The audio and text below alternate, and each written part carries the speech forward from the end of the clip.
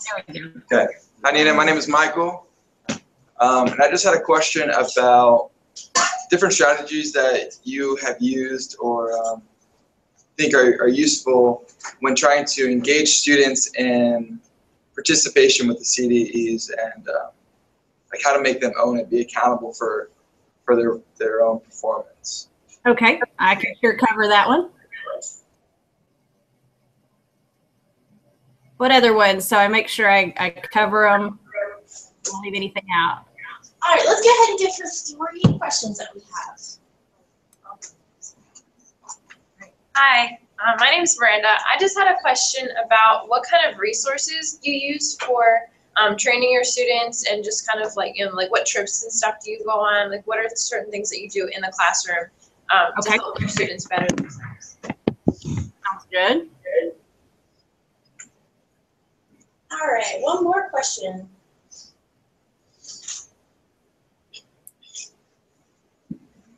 Thank you, Mason. Thank you, Mason.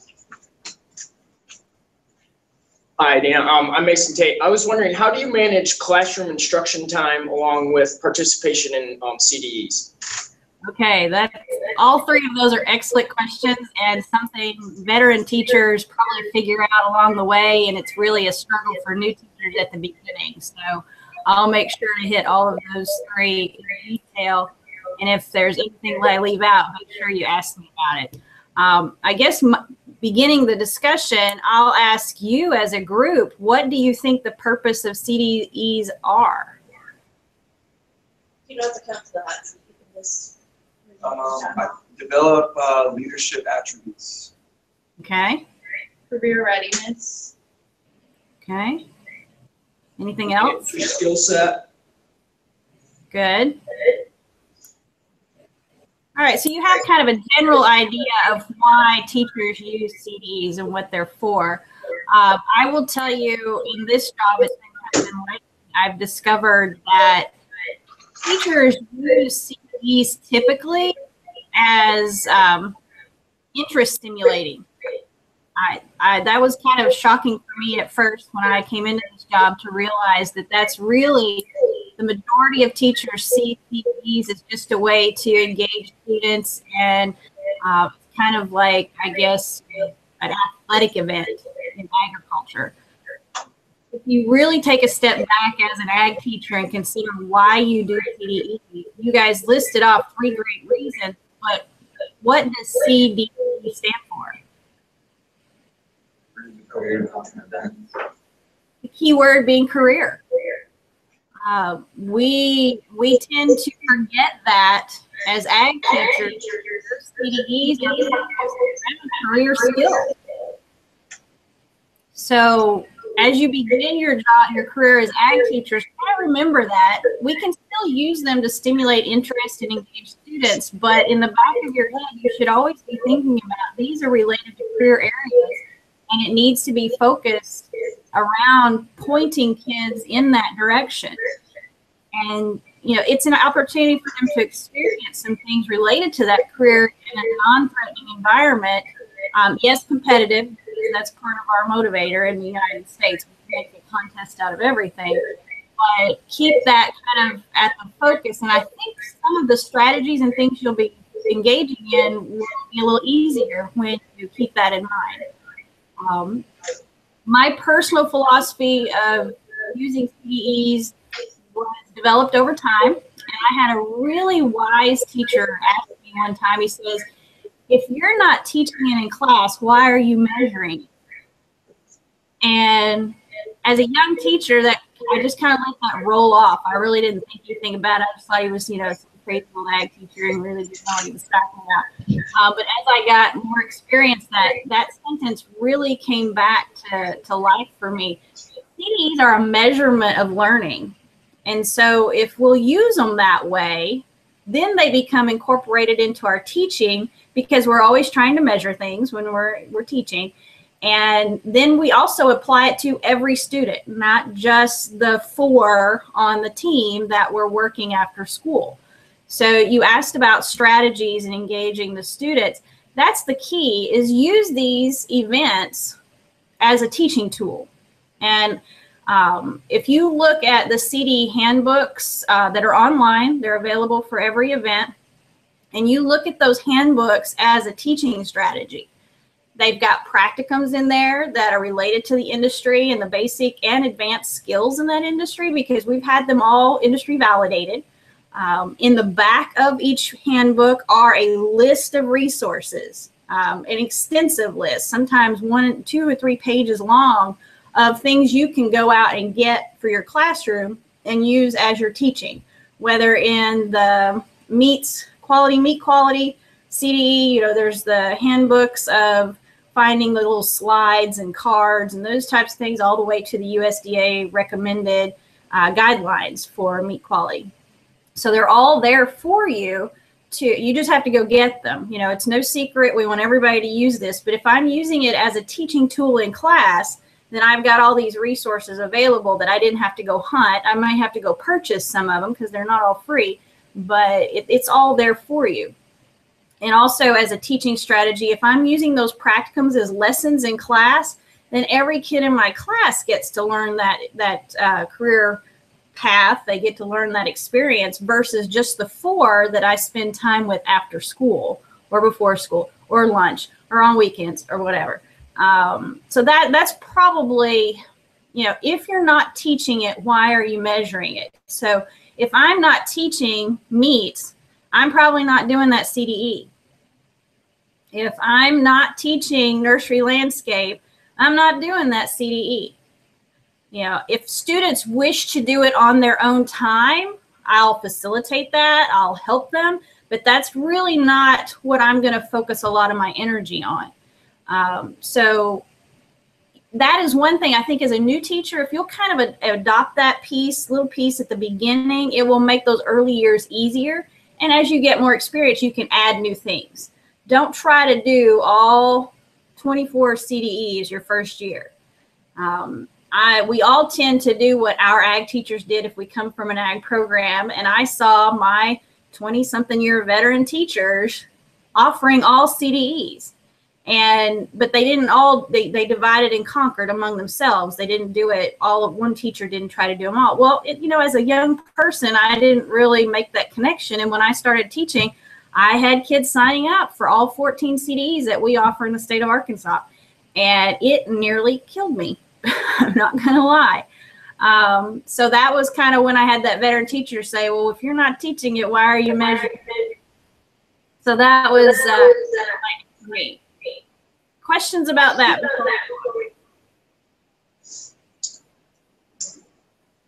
Yeah. I have a question. Yes. So you mentioned that you used other ag teachers who are involved in preparing the students. Mm-hmm. What if you're in a school where the ag program is small, so there's maybe you and then maybe one other ag teacher, and there's more interest in different, do you restrict the amount? Do you say like, okay, we're only going to do compete in 4 CDEs, or do you let the kids do it and just sort of work it out? Well, I was a single teacher. I was a regular teacher. And the first year I tried to offer all 14 and we stunk at all of them.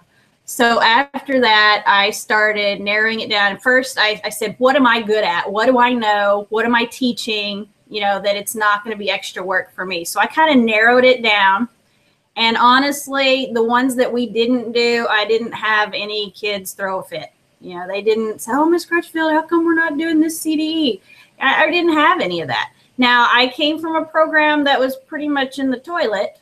So if you come into a program where they're very heavily traditional win-win-win CDEs, you're probably not going to have that luxury. You're going to have to offer some CDEs that you may not be good at or know anything about that first couple of years because it's been done that way forever.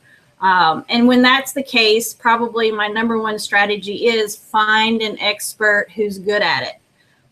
Whether or not you partner with a teacher down the road who's really good at a CDE and you guys kind of trade off training each other's teams, or the only year I ever made it to state in electricity was the year I let a professional electrician train the team. So don't be afraid to use those community experts. you know, the year I kind of narrowed it down, and typically over time, it seemed that I would have 5 CDE teams. That was pretty much the number that I ended up with. And they were content-based. You know, I taught an equine class, and we had equine in my ag science lessons, so I had a equine team.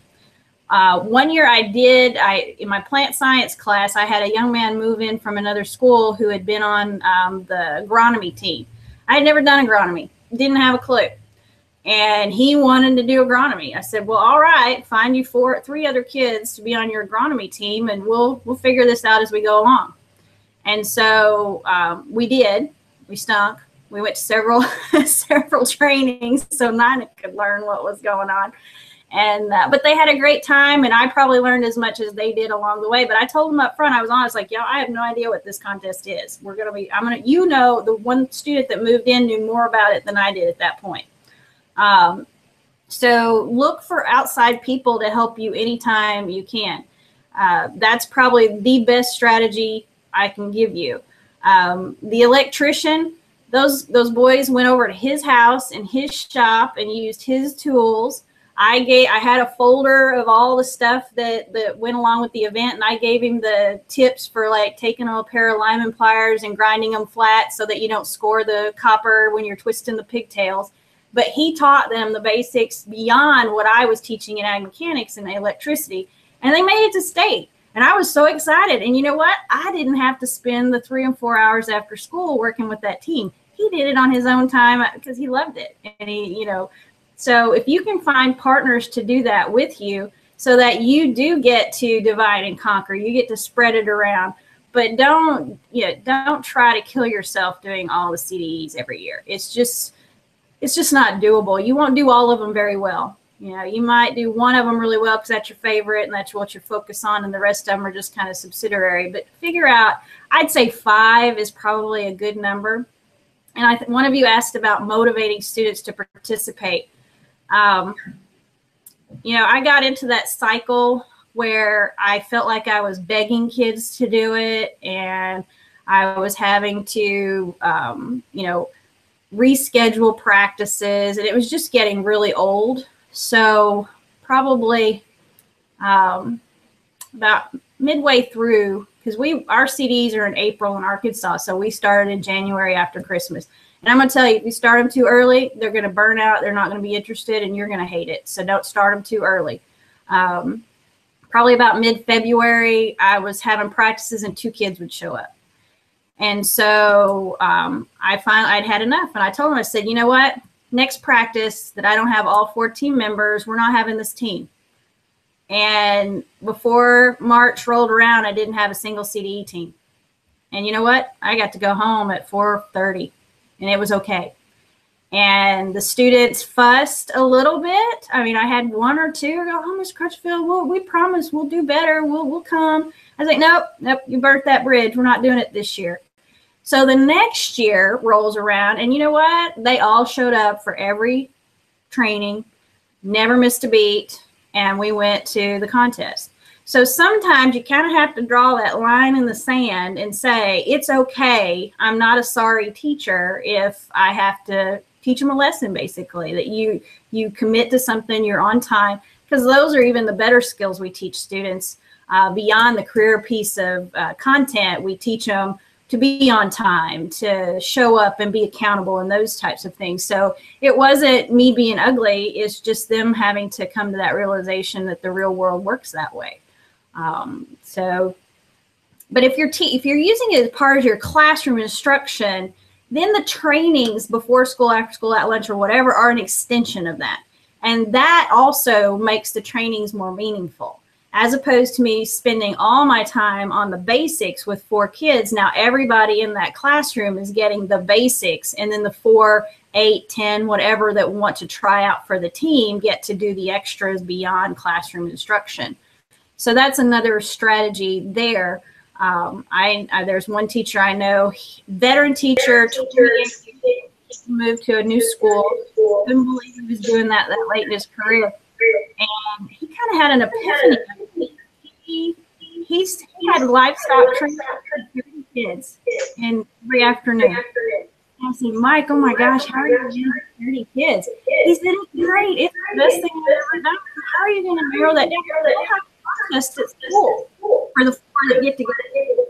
But every kid is learning the skills of livestock evaluation. I thought that was a really cool way. Other questions about it? All right. Do we have any questions over there? I have one. You mentioned about bringing community members in to help coach the teams. What are some like kickbacks you think you'd see from that, whether it's school district policy or parents or like them needing clearances, stuff? Always follow your school policy on whatever that is. If your school requires volunteers to be registered and they have to go through a training, which some schools are doing nowadays, then by all means, I want to make sure that happen. My students built themselves to the electrician house. He followed safety. Good lesson. He didn't make them wear safety glasses like that.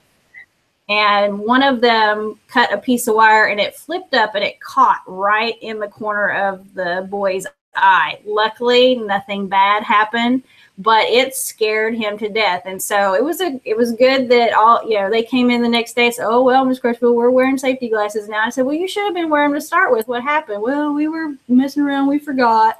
And they told me what happened. So you do, with your volunteers, want to have some conversations about safety, especially the ag mechanics and things that they would be doing. Livestock safety, if you've got somebody training some livestock teams for you. Because, you want to make sure that you're covered. If Dr. Foster hasn't shared with you the OSHA safety training, it's $50. You get certified in agriculture safety. There's some online learning modules. You take the exam. I highly recommend that any of your volunteers that are doing anything with you take the training. And of course, students make that part of their agriculture education experience because as bad as it is, CYA, we have to do it. So you want to make sure that they're safe, but always follow your school policy in whatever that regard is with the use of volunteers. I have one more question. Yes. You mentioned that you teach the content that the CDs are based on. Do you teach all the content of every possible of the 24 CDEs, or do you adapt your curriculum to the students' interests? Well, since I only had 5 CDEs, they were aligned with probably 5 classes I taught. Maybe a little crossover with the agri-science because it's a general one. You hit them all that first year. I never taught forestry, so I never had a forestry team. That's pretty much my suggestion for you. If you're not teaching it, don't worry about the content in the CDE. I know I like to give Dr. Foster a hard time because I know Parley Pro is his big deal. But, there are a number of CDEs that cross over, that can be taught in every class. And parliamentary procedure is one of those. And those are transferable skills that can be used in any career. Public speaking is the same way. Creed to a point, we do Creed with our new members. Our goal is not necessarily that they memorize the words and learn them and live them forever and ever, because we know they're only going to memorize them long enough to get the grade. Our purpose in the Creed is to get them up in front of their peers and speak. So there are CDEs that are transferable no matter what your content, but those heavy content ones like meat quality and products or milk quality and products, if I'm not teaching that in class, don't worry about it. Move on. If you've got students who are interested in it, let them work on that on their own time. You can facilitate that, but let them know that that is not an area you'll be concentrating on because it's not a career area in your field. We don't have hardly any dairies in our state anymore. I would never have had a dairy cattle team for that reason. There's no career opportunities in the state for it. Because, keep in mind, career development. Look at your community, knowing that all these kids are probably going to live within 50 miles of where they grew up. What career skills do they need? There's no dairies around here, so therefore I'm not going to focus on dairy. I'm not going to have a class in it. I'm not going to teach, all the different parts of a dairy cow and how to to look at the udder properly and look at EPDs and all those kind of things. Might do it in the livestock piece because we do have beef cattle in our area and a few hog farms and chicken farms around. So you've got to apply that. So look at the big scale, thinking careers. Your instruction should reflect what's needed in your local community. Students' SAEs should follow along those same paths, and your CDEs should be that connection as well. Because if you look at the 3-circle model, you've got the instruction, the SAEs is the practical application, the experiential learning, and then FFA activities are our motivator. You know, in this country, competition, make something a competition and people want to do it. So that's how we've structured FFA activities. We make a competition out of it to stimulate and motivate. So look at that as a whole thing, not just a little microcosm in and of itself. That's the best piece of advice. I wish somebody had given that to me when I was at your stage of the teaching career. But expand on what you're already doing in class. Another thing to note on the CDE handbooks, we have all of the content in there aligned to standards.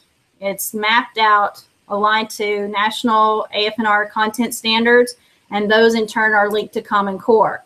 So as a teacher, you have to substantiate that for your principals someday, whether it's in lesson plans or turning in a weekly schedule or whatever.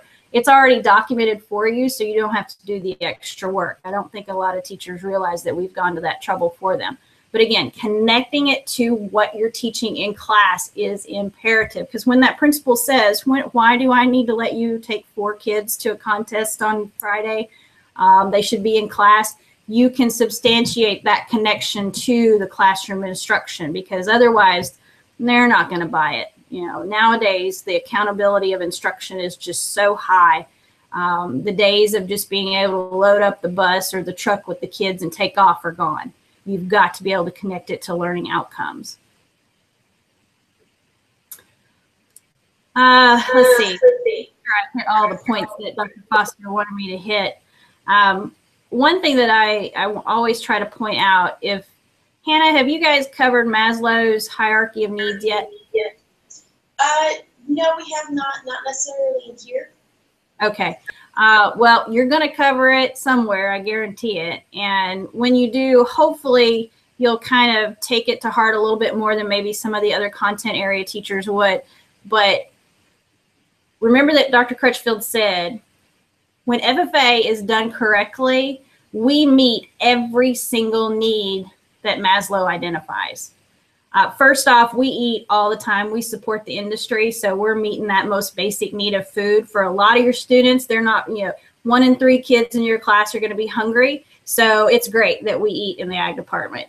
Then you've got the feeling of being safe. So a lot of kids spend time in the ag building because it's a safe environment. They feel accepted. They feel like they belong, and that's the other need. Then we provide an arena for them to develop self-esteem. And that's where a lot of ag teachers use CDEs. They use CDEs to develop that sense of self-esteem and accomplishment where they may not be getting it in any other arena.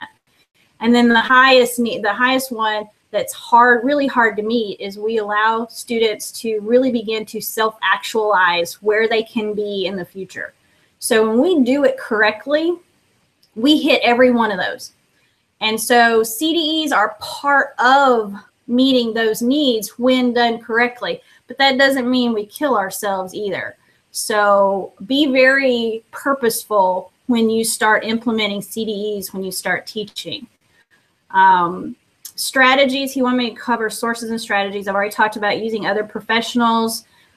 Whatever CDE or print off that handbook. I don't know what your resources in Pennsylvania for your state events are, so I'll have to let the people in the room take care of that. But print off those national handbooks and start using them. And they're outlined in practicums. You don't even have to come up with lab activities because they already exist for you in most of those CDEs. Also, the bank of resources in the back of those handbooks are great. And of course, your fellow teachers in professional development.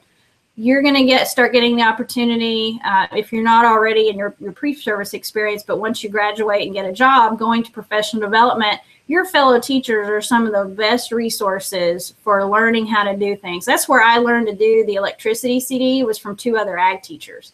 You know, we steal and borrow, I share ideas all over the place, and that's one of the great things of our profession that other teachers don't get, is that we are a family and we share those things.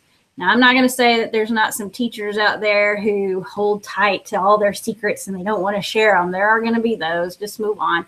Find the ones who are willing to help you work on things. And you know, you're going to spend a lot of time together while kids are off doing other things with the teachers that are your peers, and they're a great resource to share ideas and thoughts. And you get to know them pretty well. So make sure you do that. Then he wanted me to talk about pitfalls real quick. I already said don't try to do them all. That's probably the #1 pitfall. We think we have to do all the CDEs and offer all of them for every kid, and that's not the case. Think about how are you going to measure success, okay? We often tend to measure success in competitions by how well the kids place. I don't recommend using that as your measuring stick, okay? When you start doing that, then you're doing it for the wrong reason. Your measurement of success should be pre-event training. What did they know when they started? And then when you get done, what did they know when you finished? And all of that learning that occurs in the middle, that should be your measurement of success, okay? And if you'll approach it that way, then winning is not going to be as big a deal for you. We have a lot of teachers that burn out because they're chasing that winning plaque when they should be chasing learning outcomes. And then the other pitfall is just failing to incorporate it into your instruction, keeping it as a separate entity, and it's something extra to do. That's when you start to have teachers really burning out over that. So I think I covered everything Dr. Foster wanted me to, so I probably have stimulated some extra questions. So let's finish out our time with trying to answer anything you want to know. I think Dr. Foster's hot seat there.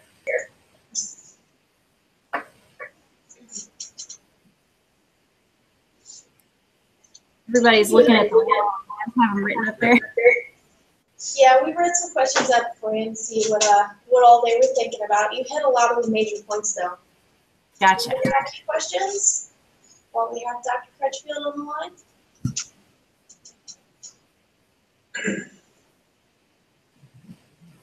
So how different is that from what you guys thought at the beginning? What's that? What was that? How different is what I've said from what you were thinking before we got started? That's a good question. Well, I don't have a background in FFA, but I'm an aspiring ag teacher. So Wonderful. just understanding a little bit more about how CDE is used in classroom instruction and what it entails for the advisor, the instructor was helpful for me. So I sort of didn't have a base knowledge or a previous experience. Yeah, if you covered it all in class, that means those extra trainings don't have to be near as extensive. What about somebody with a background in maybe FFA or CDEs? What did you guys think from a teacher's perspective or a future teacher's perspective? I think just in my ag classes, we taught some of the content of CDEs in our class, but we never really, like what you were saying about teaching what you're gonna measure or whatever.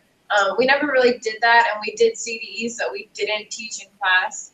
And I always thought that was okay, but I guess hearing your side of it, I really see the value in incorporating those lessons in class, and then having that, when they're training, when they're practicing, they already have that base knowledge, and you can have that instruction without having to overtrain or overdo it, you know what I mean? So I think that I really saw the value in that. Yeah, I'll tell you about my equine team, because I'm a horse person, so obviously that was really what I like doing. And we live in a community where every little girl wants to have a horse, and a lot of them do, and that type of stuff. So it made sense to have the course instruction. And I taught evaluation in class, and we did all the basic parts of the horse and all that as a class with 30 kids. Then I had 4 that wanted to be on the team. So after school, you were asking how do you manage after school time and trainings. We'd load up in the truck, and we have horses in the community, and we would drive around and we would look at horses in the pasture. And I wouldn't have a class of 4 necessarily for them to place 1, 2, or 3, but I would have them evaluate that horse standing loose in the pasture. They would talk about, they would basically give me a set of reasons on that horse. So then when it came time to really work out how to do a formal set of reasons, they had already had extensive experience in doing that. So I didn't waste my training time teaching them how to do 1, 2, 3, 4. We really worked on overall evaluation of why that horse is useful, why it's not, what would be improved, and those types of things. So be creative in those actual training times, but instruction class, that's so much easier for you.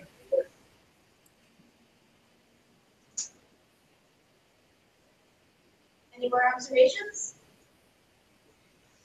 What happens when you have to choose people for a team? Like say you had a large interest in the equine CDE. Right. Rather than just the 4 if I have. Well, that's always painful for everybody. I'm not gonna lie, because you always have the kid that just really wants to do it really, really bad and is no good whatsoever.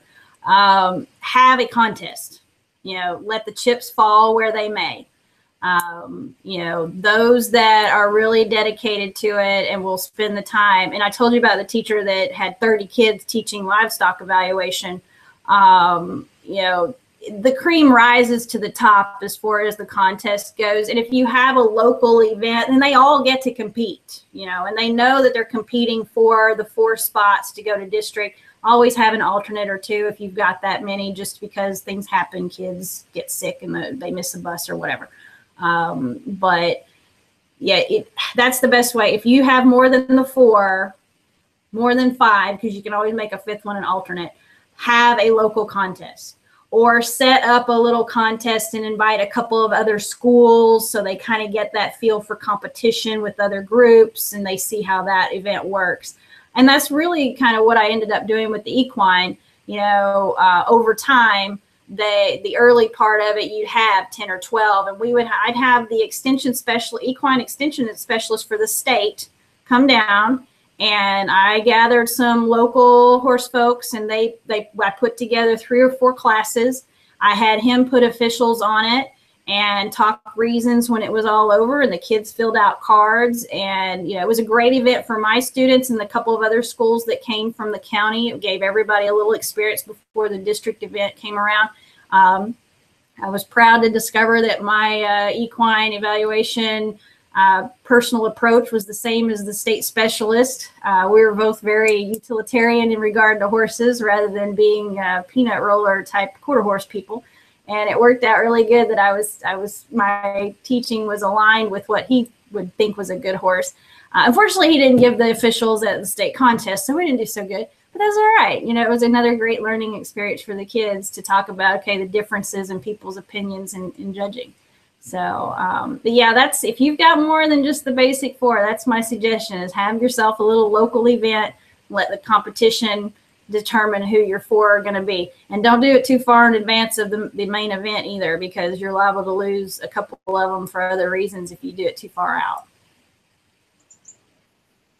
I have a question kind of on the other side of that. What if you have, so say you need a team of 4 and only 3 students are interested. How do you go about maybe motivating another student, or how do you tell those 3, no, we can't do this contest because we don't have enough interest?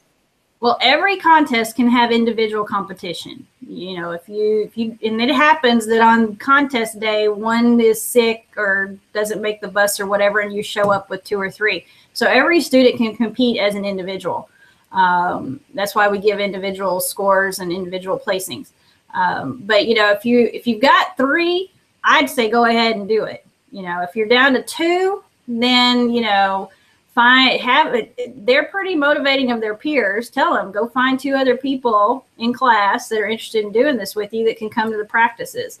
If they can't find 2 more, or at least 1 more, then probably it's you should feel okay moving on. It's not, you're not a bad teacher just because you didn't do that CD because 2 kids were interested.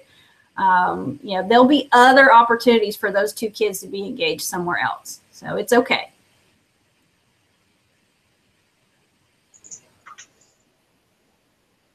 Anybody else have a question? Anything else you want to know? I will say that if you're excited about the topic, you're not going to have any trouble finding kids to do it. If it's one of those topics, you're like, yeah, whatever, then the kids aren't going to be motivated any more than you are. So just know that. Dr. Foster, I don't doubt, could probably field 3 or 4 parliamentary procedure teams because he is so passionate about it. He gets so excited talking about it. It makes other people excited about it. And trust me, Parley is not that exciting. So if you're excited about the topic, and obviously equine, I was pretty excited because I'm a horse person and I would really get into it. We get, I'd bring horses to class and we would do all that. So yeah, if you're excited, the kids will get excited. You won't have too much trouble.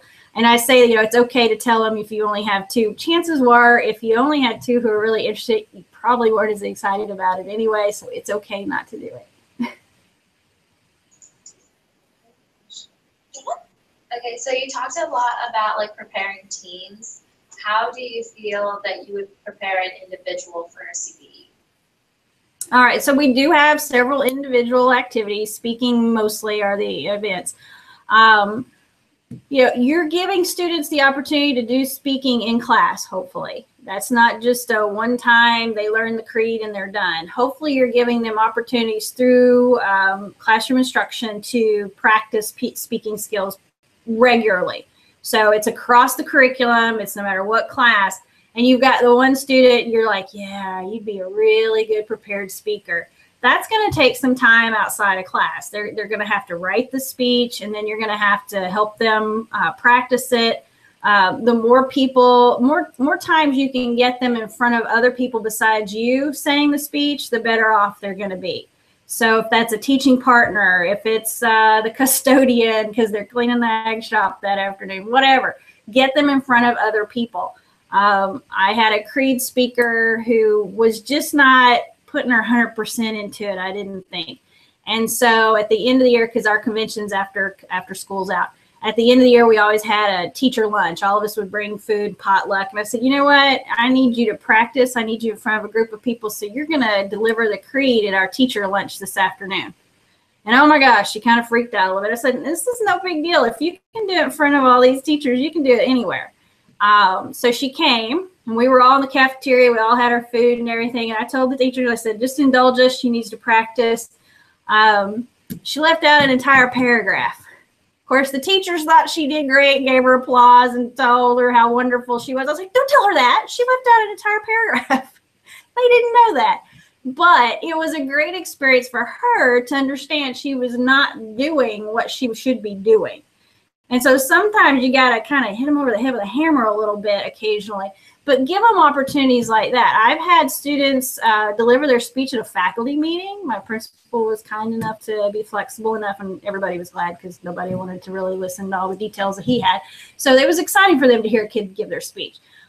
Community organizations, Rotary clubs, all those kind of things. Put them in the situation that they're going to be in as close as you can in that competition, and that will prepare them. And you can always, for the speaking events, the questions, you can have canned questions ready to go and distribute those among the audience and have them ask the questions so you're not doing it. But that's probably the easiest way once they're to that point. Prior to that, it's just a matter of working them through it, giving them suggestions. Hopefully you show them also other speakers. I'm a recipe cook. If I can see somebody else doing something, I can do that. And a lot of students are going to be that way. So videos, we have most of the time, we're videotaping all of the events these days. So they're available online. Show them students doing what you want them to do. And even pick them apart. Tell them what they're doing wrong so that they can hopefully learn from what that student's mistakes are. So that's some of the tips for the speaking events. Does that really answer your question? Yeah, that answers it pretty good. Okay. Any more questions? Last chance. Once, twice. All right, I think we are out of questions. All right. Well, you have my contact information. You can always shoot me an email if you want to ask privately. Thank you so much. Thank you very much. Thank you. Yeah.